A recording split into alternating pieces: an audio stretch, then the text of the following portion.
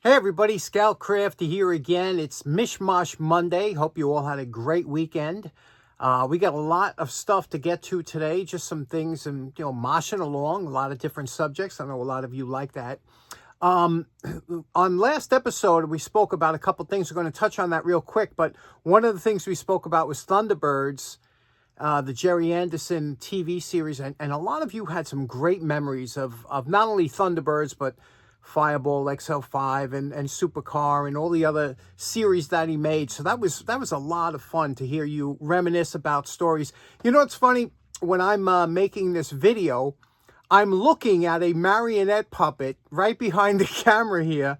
There's a marionette puppet that I made back when I used to make marionettes. Let me show it to you. I'm going to show you real time. Can you see that there? Let me show it to you. Okay, here's pretty interesting. This was a marionette that I had made. You could see here, it's made from built up pieces of 1 by, well, it's actually 3/4 of an inch by maybe 6-inch plank. And you can see how the hip is made, the leather hinges, you know, where the hip would hinge and the knee and the foot would hinge. And I got these, this was the way they used to make marionettes years ago. Rope was used for the shoulder joint because remember, the shoulder has to pivot all different ways, up, down, front, back. So, and the head would go onto here. I have a bunch of different heads. Now, when you put a clothing on the marionette, obviously it would look much better than here. But I always, this is always something that I like looking at, you know, and you notice how the knee don't bend back just like a regular knee. Just very interesting. And it was all made from scrap wood. Made it in like an afternoon with the leather hinges with tacks. Remember I was telling you about tacks stay in, so you don't need screws. And the hands are a little difficult because the hands are, you know, to carve out. But you can see here with the little, what I did was a eye screw with a pin going through. So I don't know. So I see this every day when I come down here. I just enjoy, you know, having made this, and it made me think about the Thunderbirds. Okay, next up we had a tool that I really didn't know what it was. It was in with my dental tools, and I said, anybody know what that is? And of course, a bunch of people, including my mentor, Dan, got back to me and said, yes, that is a dental dam hole punch. And if you don't know what that is, let me show you. Pretty interesting. Now, when I bought this at Elephant Trunk, I didn't know why I needed it, but now I know. It was to demonstrate this tool, what it's for. You can see here, this is a dental, you know, they use this for medical schools and things like that for people to practice on. What this tool does, it's a dental dam punch. And this is not a dental dam, but it's a piece of latex glove or close enough. And what you would do is you would punch a hole in here. And the reason I know this is because not only a couple people chimed in on this or about what this tool is, but they used it in the military when I was in the military. So you would punch a hole in here, and with that hole, then you would take this hole and you would place it over the tooth that you wanted to work on. And and don't ask me why. I've never had this used.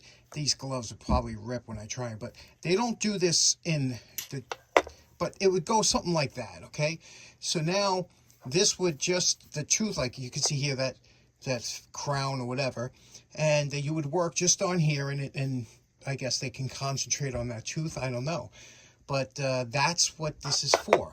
And the reason there's multiple holes, you can see here there's 5, is for different size teeth. That's what Dan told me, you know, whether it's the front tooth here or the back, you would punch. So anyway, that's what that's for.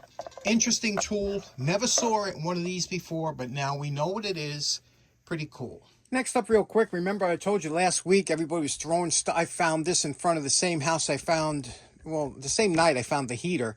And you can see here it's a decoration, a Christmas decoration. So who throws a Christmas decoration out 3 weeks before Christmas? So I figured, it's made of wood. You could see here it's just a little bit loose. It needs to be re-screwed in the bottom. And it also has, it's battery operated. When you turn the light on, the lights on the wreath, a couple are not working, and one on top here, and the lantern, can you see that there?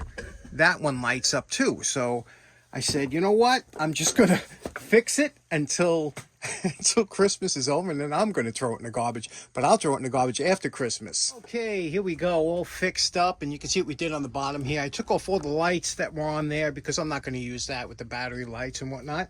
But what I did was I added some support back here and ran 3-inch deck screws through the middle, two other screws through there. So for 4 screws and a piece of wood, I have something that will last just has to last me a month, right? Until I get past Christmas. But I think it's pretty cool.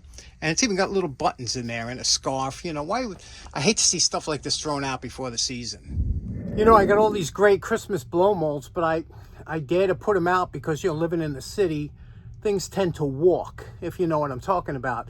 You know, it's funny, on the other day on the news, which I don't watch, but I just, you know, like the Instagram news, things pop up or whatever. The 2 most expensive places to live in the world. Guess where they are? Yep, New York City. And the second one is Singapore. Now, it's funny because Singapore, the difference, they couldn't be 2 more different cities. Singapore happens to be one of the cleanest cities in the world. You could eat off the streets almost. They don't even allow you to chew gum because, you know, and New York City, one of the filthiest cities in the world. So, you know, we got that opposites. And crime rates, Singapore has hardly any crime at all. They did a test where a guy was in one of them internet cafes, and they left a laptop there, and he walked out, you know, and left, and they had a hidden camera there. Nobody even looked at it. If you try that, first of all, you go into an internet cafe now in New York City, you got a hawk over. You can't even get up to go to the bathroom. That thing be gone, you know. But you know how it is, right? So I just thought that was funny. 2 most expensive places couldn't be more different, right?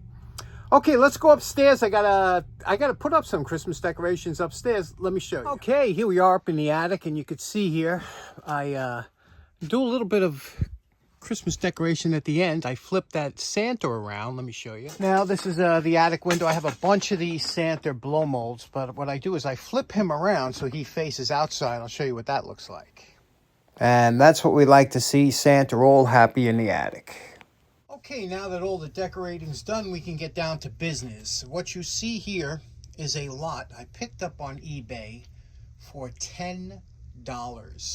And it was $8 shipping, so it cost me, with tax and everything, it came out to like $20. So you're looking at a $20 lot on eBay.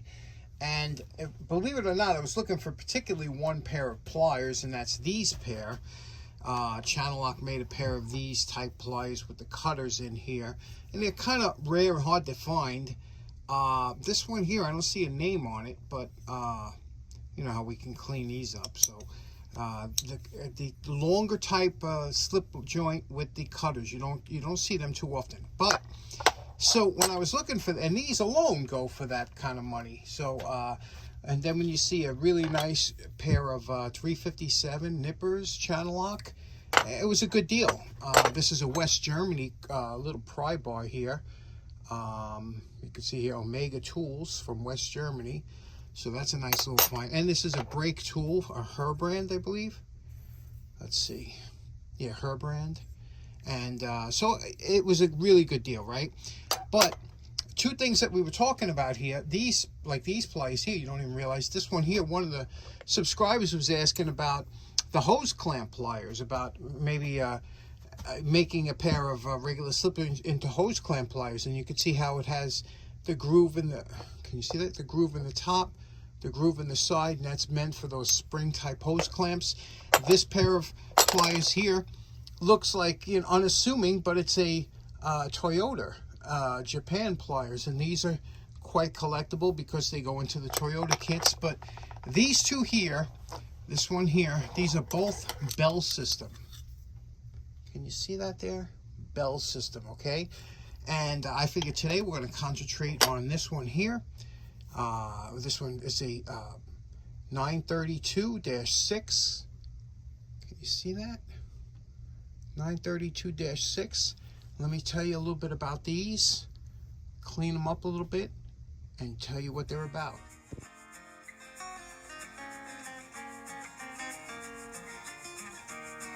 I'm using a really good needle file. These are Swiss pattern needle file. We took a nice round needle file, and in that groove there, I'm going to follow this down, and I'm going to twist the file with our fingers as we push through, just taking off any of that burr that might be there from just years of use. Okay, I'm going to do that on both sides. Now you know my favorite part. Remember what these Bell System diagonal cutters look like before we started. And we're calling this project done. You can see what we did here. See Bell System, kept all of, just cleaned it up a little bit. We were able to keep the 932, but had to have a little bit of pits there, which I can't stand. You know, I would like to take that all down, but in order to keep that number, you're dancing with the devil there. Now here's what I want to tell you about why these, and then the blue, the handles, you can see here. Still got to put some wax and everything on, but here's the thing. Now you see these two grooves. There's two grooves cut across the top, and there's that hole in the middle.